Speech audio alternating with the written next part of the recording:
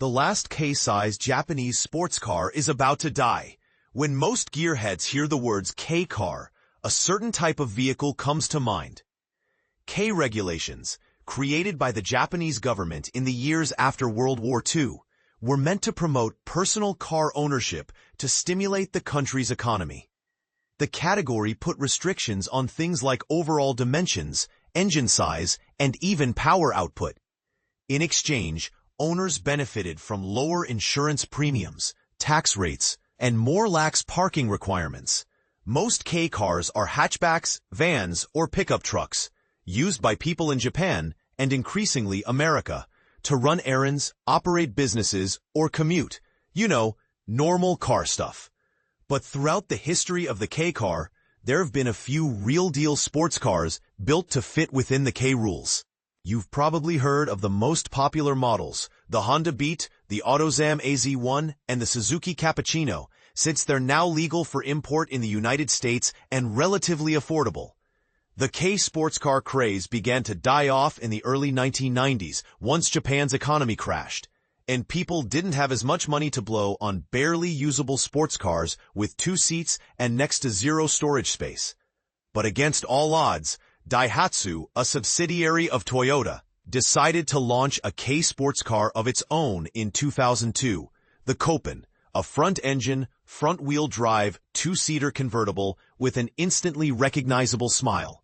Though it doesn't have the mid-engine layout of the Beat or the AZ1, or the rear-drive purity of the Cappuccino, the Copen is still one of the coolest JDM cars around. It sold me on looks alone when I first learned about it in the early 2010s.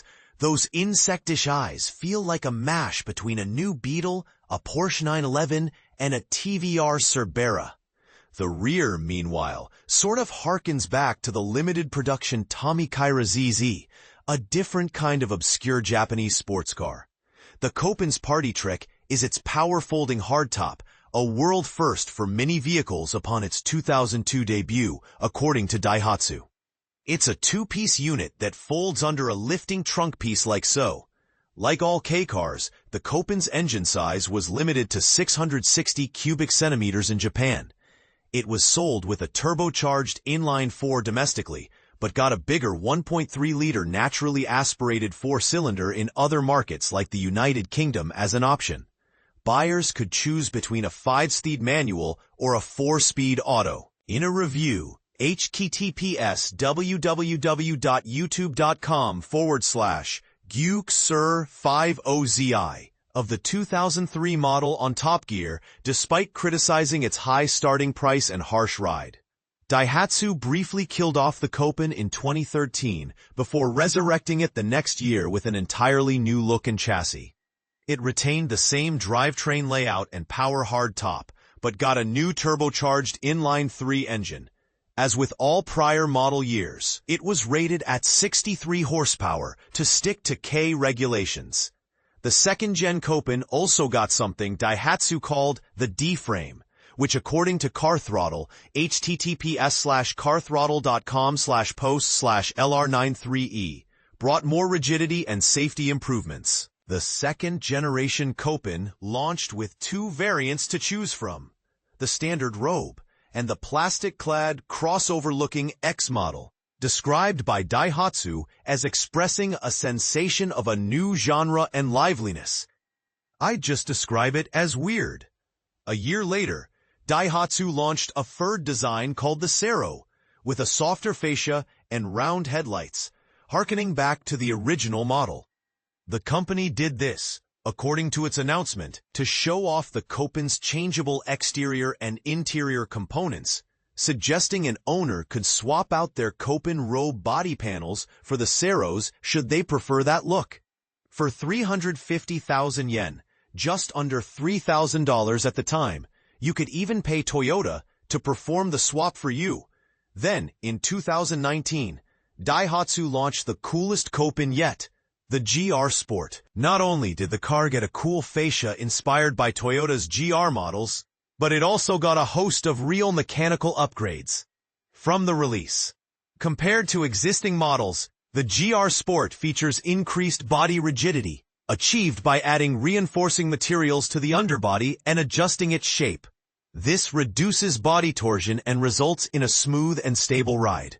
By optimizing its suspension and by adopting parts that enhance aerodynamics, the car boasts improved nimbleness and stability.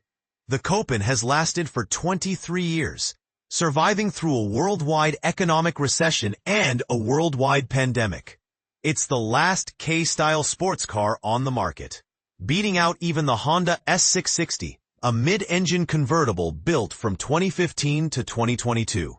But in August 2026, it'll end production. Daihatsu made the announcement earlier today, revealing plans to throw a Copen-themed event in Japan to send off the model to the great junkyard in the sky. The company's even made a website, https://copen.daihatsu.co.jp/life, /copen-daihatsu.daihatsu.co.jp, dedicated to the event, which has yet to nail down a date or location. The door isn't totally shut on a new version, according to Daihatsu. The company says it's continuing various research to bring the Copen back to the market, though it doesn't go into any specifics.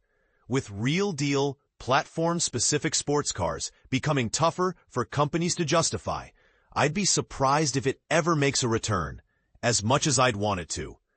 That leaves me with 10 months to gain Japanese residency and get my name in the order books. Support our mission of championing car culture by becoming an official Autopian member.